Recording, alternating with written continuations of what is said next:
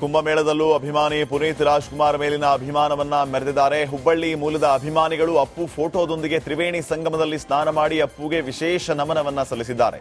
Appu photo ನದಿ ನೀರಿನಲ್ಲಿ ಮುಳುಗಿಸಿ power star ಪರ ಘೋಷಣೆಯನ್ನ ಕೂಗಿದ್ದಾರೆ. ತಮ್ಮ ಪ್ರೀತಿ ಅಭಿಮಾನವನ್ನ ಮೆರೆದಿದ್ದಾರೆ.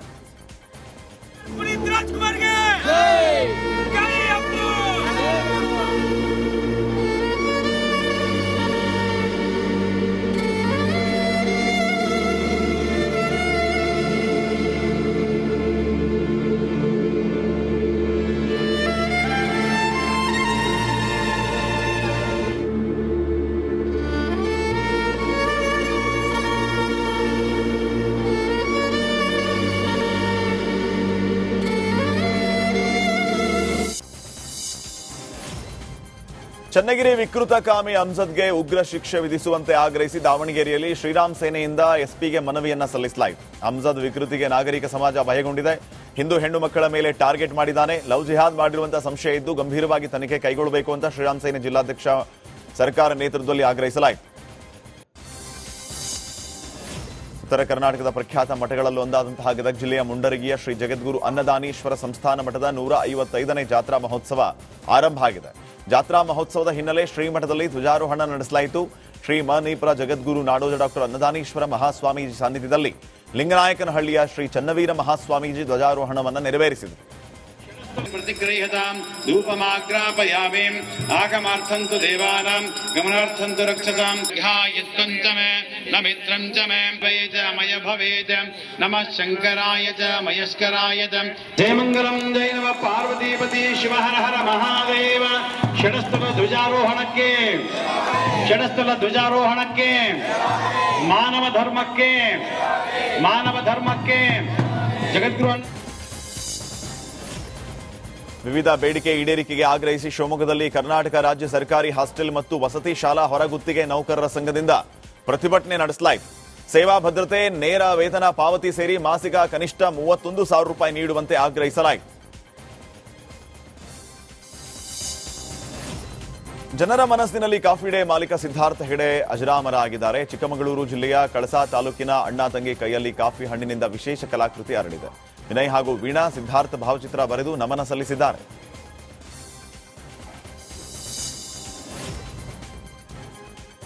ವಿದ್ಯುತ್ ಶಾರ್ಟ್ ಸರ್ಕ್ಯೂಟ್ನಿಂದ ಮನೆ ಹೊತ್ತಿ ಉರಿದಿರುವಂತಹ ಘಟನೆ ತುಮಕೂರು ಜಿಲ್ಲೆಯ ಕೊರಟಗೆರೆ ತಾಲೂಕಿನ ದಿನ್ನೇಪಾಳ್ಯ ಗ್ರಾಮದಲ್ಲಿ ನಡೆದಿದೆ. ದಿನ್ನೇಪಾಳ್ಯದ ರೈತ ತಿಮ್ಮಪ್ಪ ಅನ್ನೋರ ಮನೆಯಲ್ಲಿ ಬೆಂಕಿ ಕಾಣಿಸಿಕೊಂಡಿದ್ದು, ಮನೆಯಲ್ಲಿ ಶೇಖರಿಸಿದ್ದ ರಾಗಿ, ತೊಗರಿಬೇಳೆ, ಜೋಳ ಸೇರಿ ಮನೆಯ ವಸ್ತುಗಳೆಲ್ಲ ಸುಟ್ಟು ಕರಕಲಾಗಿದೆ. ನಿಂತಿದ್ದ ಲಾರಿಗೆ ವೇಗವಾಗಿ ಕಾರು ಬಂದು ಡಿಕ್ಕಿ ಹೊಡೆದಿರುವಂತಹ ಘಟನೆ ಹೊಸಕೋಟೆ ದೇವನಹಳ್ಳಿ ಹೆದ್ದಾರಿಯ ಕಂಬಳಿಪುರ ಗೇಟ್ ಬಳಿ ನಡೆದಿದೆ. ಡಿಕ್ಕಿಯ ರಭಸಕ್ಕೆ ಕಾರಿನ ಮುಂಭಾಗ ಸಂಪೂರ್ಣವಾಗಿ ಜಖಂ ಆಗಿದೆ. ಸ್ಥಳದಲ್ಲಿಯೇ ಕಾರು ಚಾಲಕ ಸಾವನ್ನಪ್ಪಿದ್ದು, ಕಾರಲ್ಲಿದ್ದ ಇಬ್ಬರಿಗೆ ಗಂಭೀರವಾಗಿ ಗಾಯಗಳಾಗಿದೆ. ಅಪಘಾತದ ಭೀಕರ ದೃಶ್ಯ ಹೆದ್ದಾರಿಯ ಸಿಸಿ ಕ್ಯಾಮೆರಾದಲ್ಲಿ ಸೆರೆಯಾಗಿದೆ.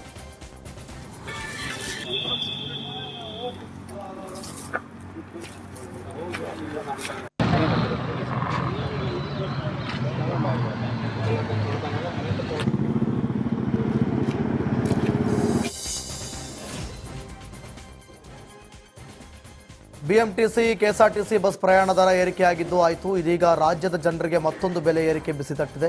ಬೇಸಿಗೆ ಮುನ್ನವೇ ಗ್ರಾಹಕರಿಗೆ ವಿದ್ಯುತ್ ದರ ಏರಿಕೆಗೆ ಸಕಲ ಸಿದ್ಧತೆ ನಡೆಸಲಾಗುತ್ತಿದೆ. ಎಸ್ಕಾಂಗಳ ಒತ್ತಾಯಕ್ಕೆ ಮಣಿದು ವಿದ್ಯುತ್ ದರ ಪರಿಷ್ಕರಣೆಗೆ ಮುಂದಾಗಿದ್ದು, ಶೀಘ್ರದಲ್ಲೇ ವಿದ್ಯುತ್ ದರ ಏರಿಕೆಯಾಗಲಿದೆ. ಡಿಸಿಎಂ ಡಿಕೆ ಶಿವಕುಮಾರ್ ಇಂದು ಹೆಬ್ಬಾಳ ಬಳಿ ಫ್ಲೈಓವರ್ ಕಾಮಗಾರಿ ಪರಿಶೀಲನೆ ನಡೆಸಿ ಶೀಘ್ರದಲ್ಲಿ ಕಾಮಗಾರಿ ಪೂರ್ಣಗೊಳಿಸುವಂತೆ ಅಧಿಕಾರಿಗಳಿಗೆ ಸೂಚಿಸಿದರು. ಇನ್ನು ಈ ವೇಳೆ ತುಷಾರ್ ಗಿರಿನಾಥ್, ಮುನೀಶ್ ಮೌದ್ಗಿಲ್, ಡಿಸಿಎಂ ಕಾರ್ಯದರ್ಶಿ ಸೇರಿದಂತೆ ಹಲವರು ಉಪಸ್ಥಿತರಿದ್ದರು. ಕಲಬುರಗಿ ಜಿಲ್ಲೆ ದೇವಲಗಣಪುರದಲ್ಲಿ ವಿದ್ಯುತ್ ಶಾರ್ಟ್ ಸರ್ಕ್ಯೂಟ್ನಿಂದ ಎಟಿಎಂನಲ್ಲಿ ಬೆಂಕಿ ಕಾಣಿಸಿಕೊಂಡಿದೆ. ದೇವಲಗಣಗಾಪುರದ ಕರ್ನಾಟಕ ಗ್ರಾಮೀಣ ಬ್ಯಾಂಕ್ನ ಇಂಡಿಯಾ ಒನ್ ಎಟಿಎಂನಲ್ಲಿ ಬೆಂಕಿ ಕಾಣಿಸಿಕೊಂಡಿದೆ. ತಕ್ಷಣ ಸ್ಥಳೀಯರು ಪೊಲೀಸರಿಗೆ ತಿಳಿಸಿದ್ದಾರೆ. ಸ್ಥಳಕ್ಕೆ ಬಂದ ಪೊಲೀಸರು ಬೆಂಕಿ ನಂದಿಸಿದ್ದಾರೆ. ಪೊಲೀಸರ ಸಮಯ ಪ್ರಜ್ಞೆಯಿಂದ ಅನಾಹುತ ತಪ್ಪಿದೆ.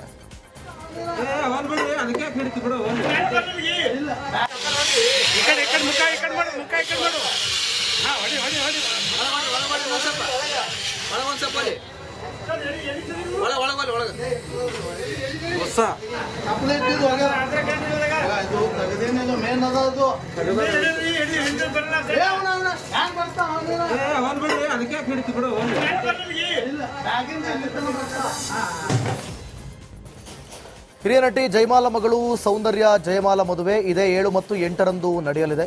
ಈಗಾಗಲೇ ಜಯಮಾಲ ಮನೆಯಲ್ಲಿ ಮದುವೆ ಶಾಸ್ತ್ರಗಳು ಶುರುವಾಗಿದ್ದು ಇಂದು ಅದ್ದೂರಿಯಾಗಿ ಹಳದಿ ಶಾಸ್ತ್ರ ನಡೆಸಲಾಯಿತು. ಲಲಿತ್ ಅಶೋಕ್ ಹೋಟೆಲ್ನಲ್ಲಿ ನಡೆದಂತ ಹಳದಿ ಶಾಸ್ತ್ರದಲ್ಲಿ ಸುಧಾರಾಣಿ, ಶ್ರುತಿ, ಮಾಳವಿಕಾ ಸೇರಿದಂತೆ ಹಲವು ನಟಿಯರು ಭಾಗಿಯಾಗಿದ್ದರು.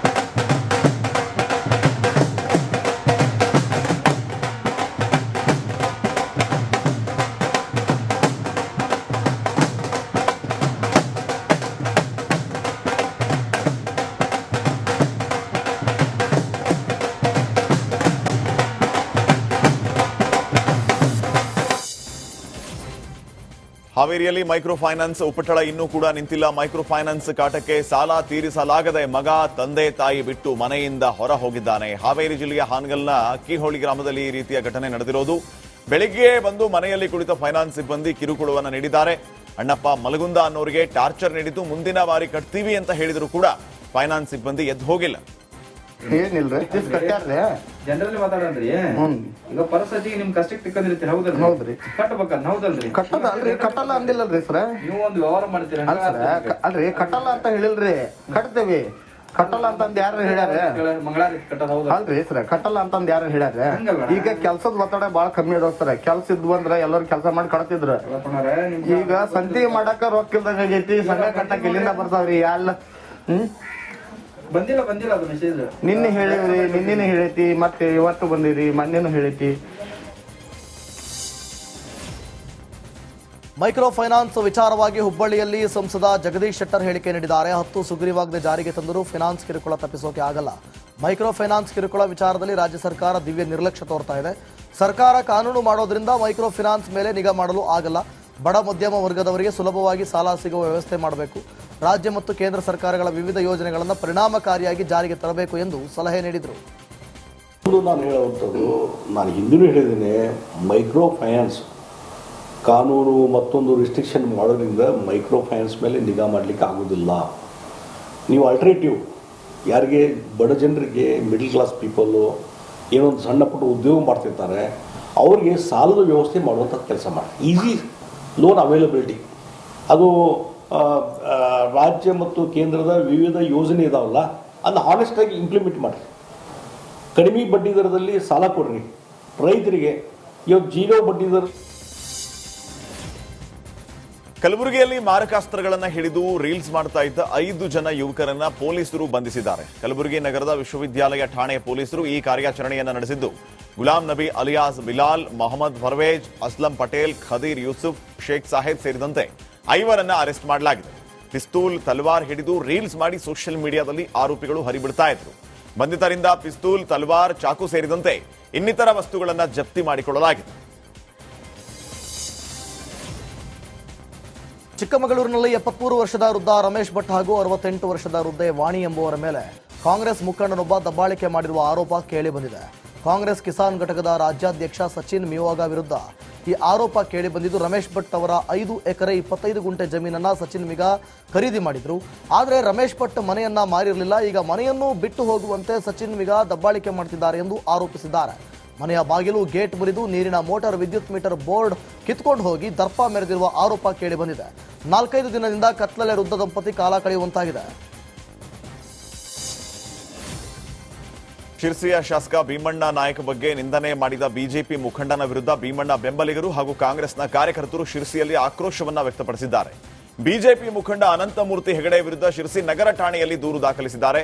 ನಗರಸಭೆ ಸದಸ್ಯ ಪ್ರದೀಪ್ ಶೆಟ್ಟಿ ನೇತೃತ್ವದಲ್ಲಿ ಠಾಣೆಗೆ ತೆರಳಿ ದೂರನ್ನು ದಾಖಲಿಸಲಾಗಿದೆ.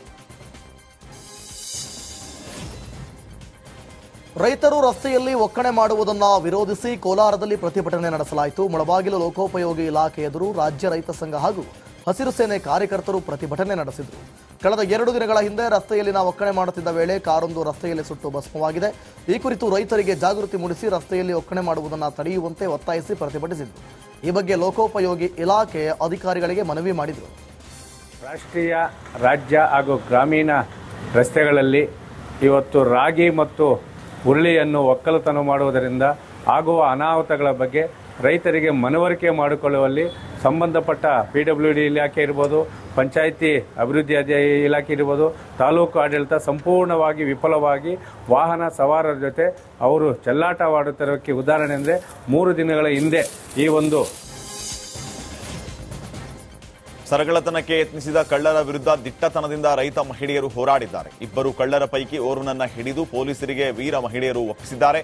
ಚನ್ನಗಿರಿ ತಾಲೂಕಿನ ಚಿಕ್ಕಬೆನ್ನೂರು ಗ್ರಾಮದಲ್ಲಿ ಈ ಘಟನೆ ನಡೆದಿದೆ. ರತ್ನಮ್ಮ, ಗೌರಮ್ಮ, ಶಾಂತಮ್ಮ ಸಹೋದರಿಯರು ಸಂಜೆ ಕೆಲಸ ಮುಗಿಸಿ ಮನೆಗೆ ತೆರಳುವಾಗ ಕಳ್ಳರು ಸರಗಳತನಕ್ಕೆ ಯತ್ನಿಸಿದ್ದಾರೆ.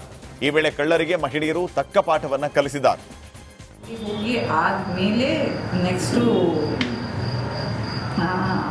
ಅವ್ರಿಗೆ ಇಲ್ಲ ನಾನು ಬೇರೆ ಕಡೆಗೆ ಹೋಗ್ತೀನಿ ಅಂತ ಇಳಿಸಿ ಹೋಗ್ಬೇಕಾದ್ರೆ ಬಲವಂತವಾಗಿ ಆ ಚೈನನ್ನು ಕಿತ್ಕೊಂಡಿದ್ದಾರೆ. ಅದಾದಮೇಲೆ ಆಕೆ ಕೂಡ ಅವ್ರಿಗೆ ಆಟಿಸ್ಕೊಂಡು ಹೋಗ್ತಾರೆ. ಅವ್ರ ಜೊತೆಯಲ್ಲಿ ಸಿಸ್ಟರ್ಸು ಕೂಡ ಹೋಗ್ತಾ ಇರೋದ್ರಿಂದ ಅವ್ರನ್ನ ಇಟ್ಕೊಂಡಿರ್ತಾರೆ. Next public. ಕೇಂದ್ರ ಗೃಹ ಸಚಿವ ಅಮಿತ್ ಶಾ ಅವರು ಡೊಂಗರ್ಗಢದಲ್ಲಿ ಆಚಾರ್ಯ ಗುರುವರ್ ಶ್ರೀ ವಿದ್ಯಾಸಾಗರ್ ಜಿ ಮಹಾ ಮುನಿರಾಜ್ ಅವರ ಪ್ರಧಾನ ಸಮಾಧಿ ಸ್ಮೃತಿ ಮಹೋತ್ಸವದಲ್ಲಿ ಭಾಗಿಯಾಗಿದ್ದರು. ಈ ವೇಳೆ ಆಚಾರ್ಯಜಿ ಮತ್ತು ಪ್ರಧಾನಿ ಮೋದಿಯವರ ನಡುವೆ ಆಧ್ಯಾತ್ಮಿಕ ಬಾಂಧವ್ಯ ಆರಂಭವಾಗಿದೆ ಎಂದು ಅಮಿತ್ ಶಾ ಹೇಳಿದರು. ಆಧ್ಯಾತ್ಮಿಕ ನಾಯಕ ಮತ್ತು ಈಶಾ ಫೌಂಡೇಶನ್ನ ಸಂಸ್ಥಾಪಕ ಸದ್ಗುರು ಜಗ್ಗಿ ವಾಸುದೇವ್ ಅವರು ತೆಲಂಗಾಣ ಮುಖ್ಯಮಂತ್ರಿ ರೇವಂತ್ ರೆಡ್ಡಿ ಅವರನ್ನ ಇವತ್ತು ಹೈದರಾಬಾದ್ನ ಜುಬ್ಲಿ ಹಿಲ್ಸ್ ಅಲ್ಲಿರುವಂತಹ ಸಿಎಂ ನಿವಾಸದಲ್ಲಿ ಭೇಟಿಯಾದರು.